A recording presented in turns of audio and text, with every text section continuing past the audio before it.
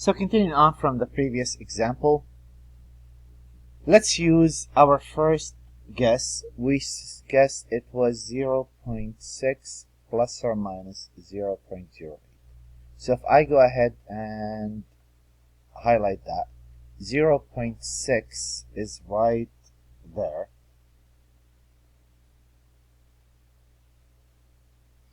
And if I add 0.8 and subtract 0.8,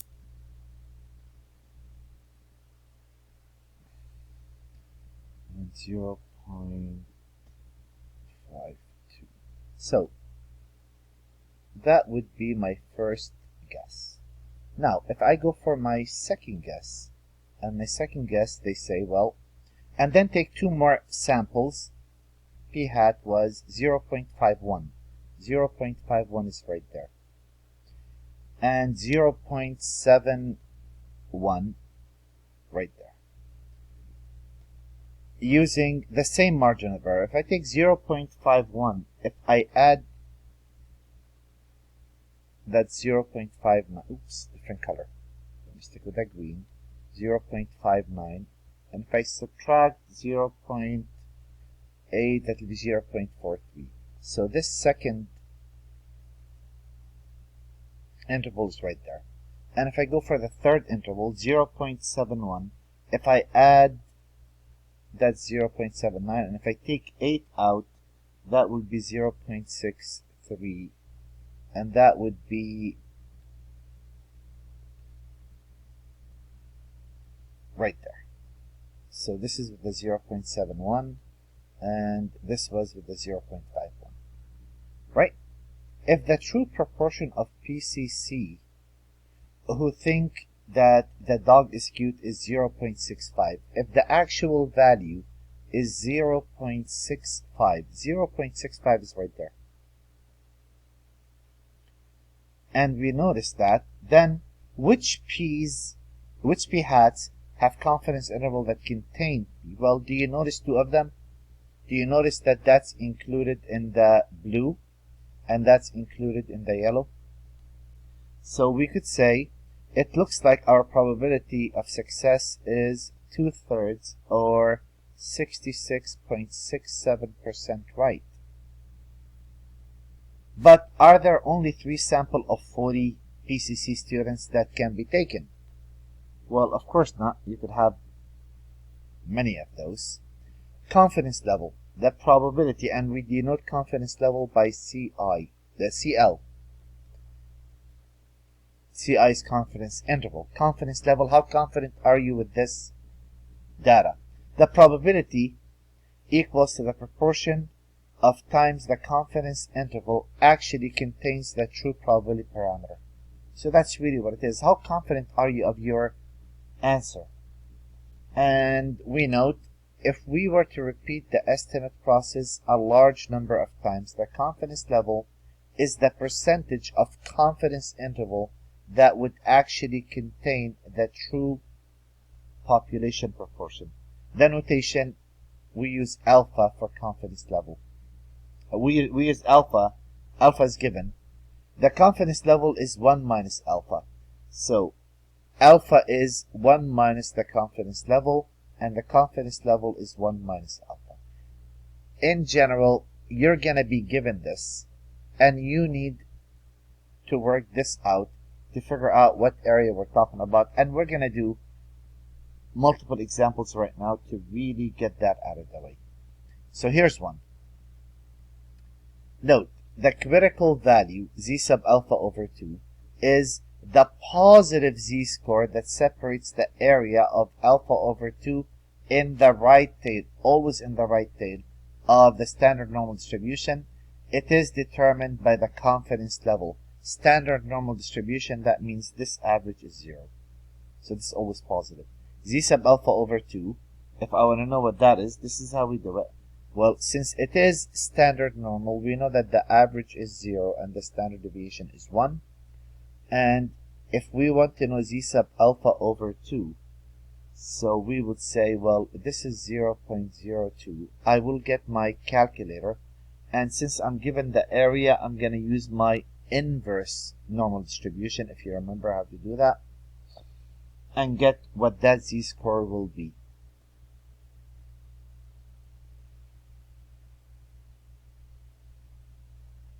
And here we are.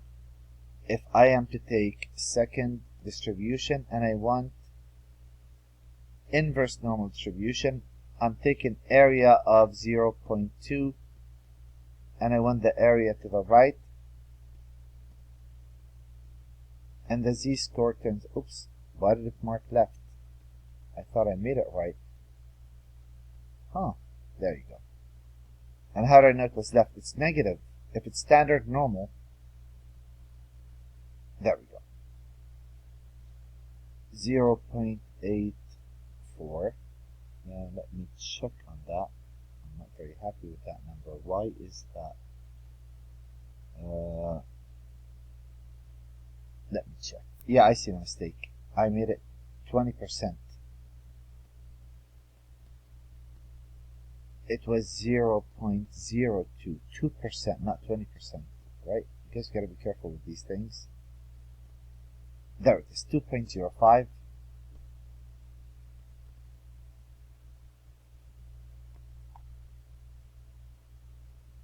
And if I need the negative, it's just, if I needed the negative, it's just a mirror image of that. So it's negative because it's to the left of 0. And that's pretty much it. What does this mean? This would mean that if this is 0.02 and this is 0.02, if this is 2% and this is 2%, that leaves me, remember this is a 1, that leaves me with 96%. This means, this z-score, if I use it, means we would be 96% confident that the true parameter, whatever you're looking for, that the true value lies in 96 out of 100 confidence intervals. That's what that means. Now, find the margin of error for p equal 0.48 and equal 200, and the confidence level is 96. If they say the confidence level is 96, remember how this works. We take, this is 96%. So it's always like this. That's why they say alpha over 2. If you notice, they said you find z sub alpha over 2. Whatever alpha is, this is alpha over 2, and this is alpha over 2. So when they say z sub 0.02, they're saying z sub alpha over 2 equals z sub 0.02, which indicate that, you know what, this is a two-sided area. So if this is 0.02, this is 0.02, that's 96%. We just found that, that's 2.05. And we said confidence level, with the confidence level of 96, p hat plus or minus z sub alpha over 2, the square root of p hat q hat divided by n. This was in the last lecture. It was on page 48, right there.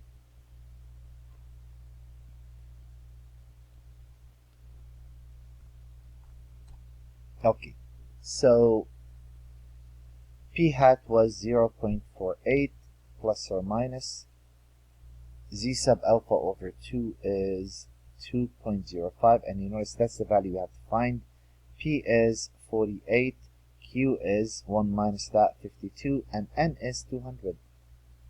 I'm going to throw this in my calculator and figure out what this interval is, and this turns out to be,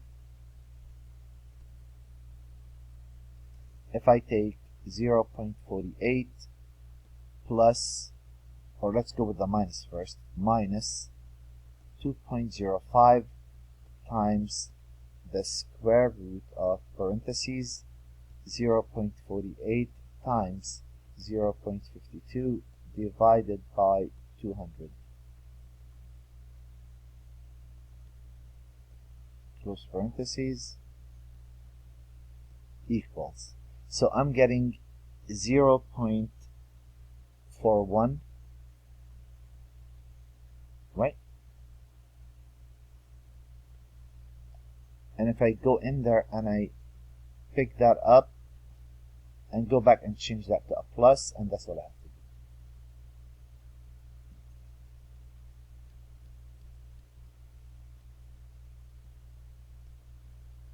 do. 0.55. So this tells me, with this information, I'm 96% confident that the actual proportion of the entire PCC population that think that that picture is, or that picture of the dog is cute, is between 0.41 and 0.55.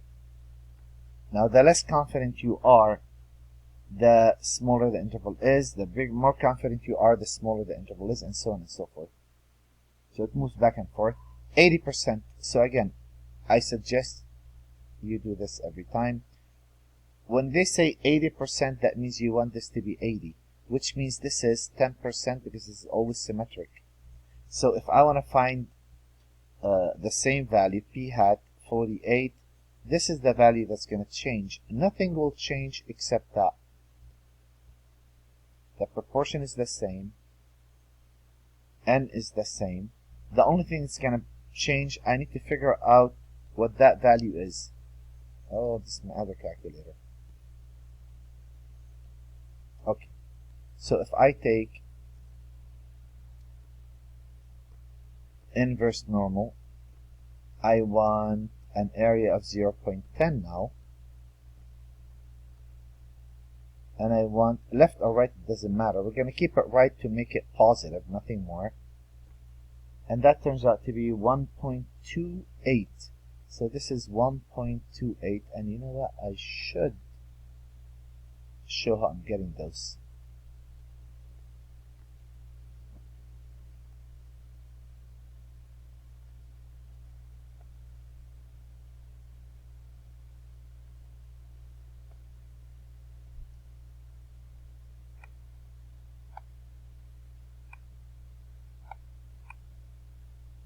There it is. And if I plug it in my calculator, all what I have to do is go in my calculator and recall. That's half of the problem. Go in there and change that to 1.28.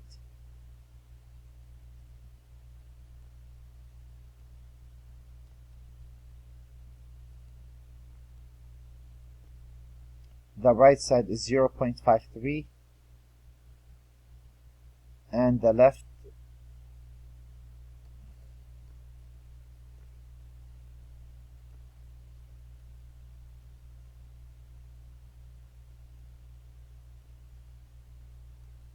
so remember the plus or minus, oops, and that will be 0.44. So notice on a number line,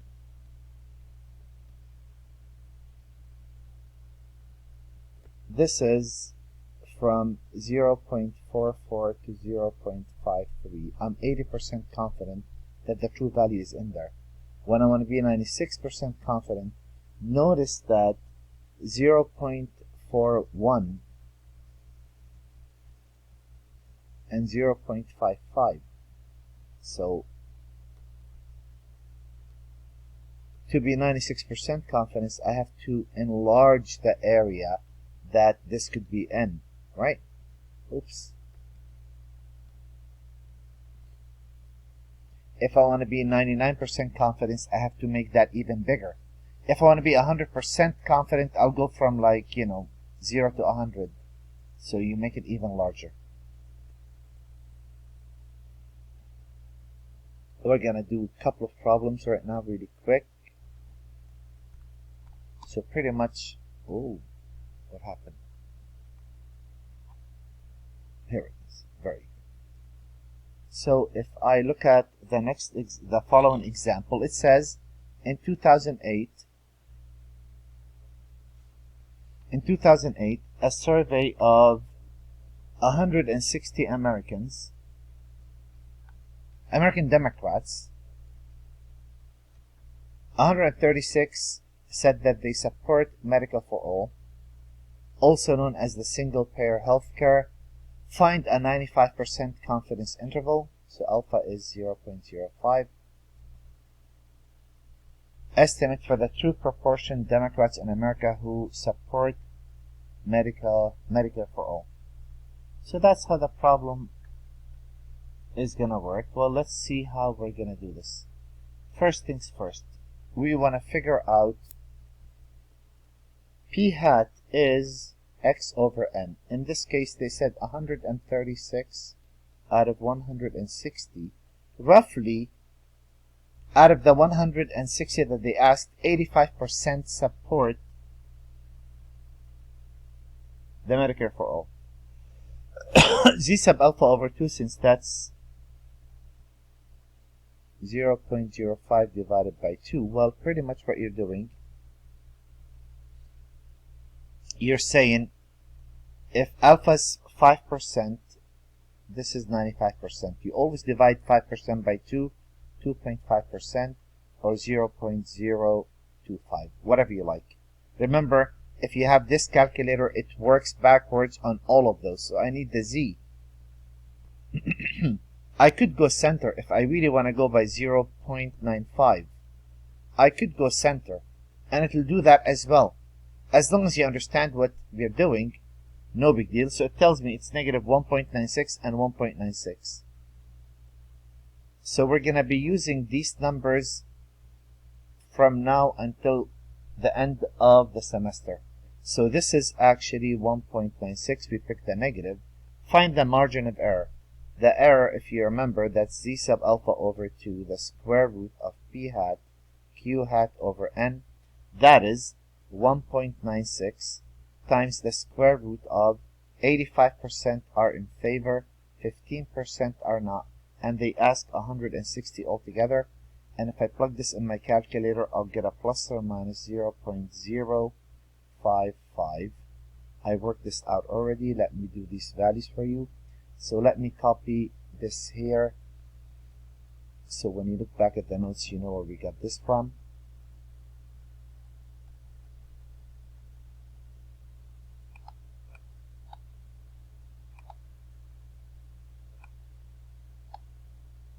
Shrink. And let me throw that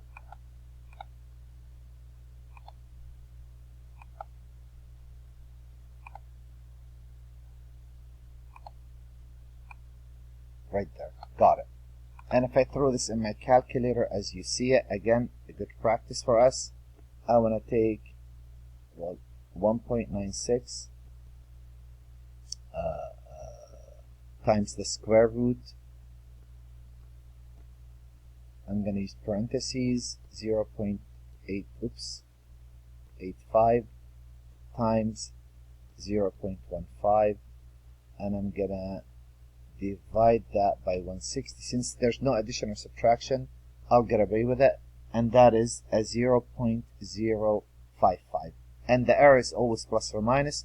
Construct the confidence interval. Well, we know the confidence interval is p hat plus or minus e, so it's really p hat, we forgot it to be 0.85 plus or minus 0.055. And if I plug this in my calculator, and I'm going to do all of that for the first example, so we're not guessing on anything. If I take 0.85 minus 0.055, that is 795. And if I go back and put a plus, that will give me the right endpoint of the 905. And again, I'm going to put that in for you so we could see what we're doing. And again, I'm not going to do that for every problem. I just want to do that for the first problem. The rest, I'll just tell you what the values are, and hopefully you can keep up.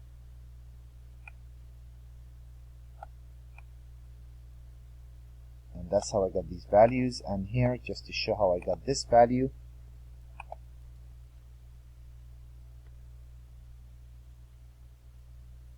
there it is. I'm detailing everything, so if you want to look back and use the calculator, you know exactly how we got those.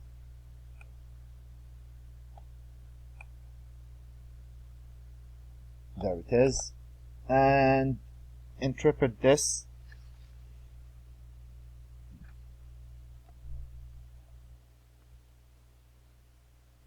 I am 95% confident that the true proportion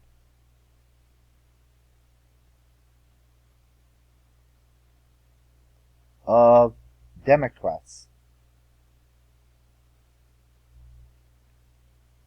who support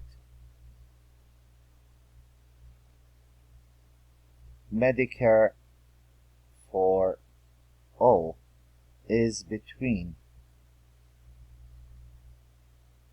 79.5% and 90.5%. That's what that means. And does the proportion of Democrats who support Medicare for all appear to be substantially different than the 70% rate for the general population? Yes, it does. Yes, it appears to be over 70%. Do you notice? It's almost 80%. It's almost between 80 and 91%, almost, right? Since our interval is from 79.5% to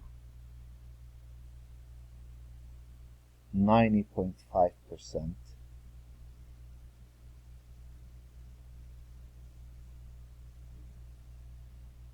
And the 70% of the population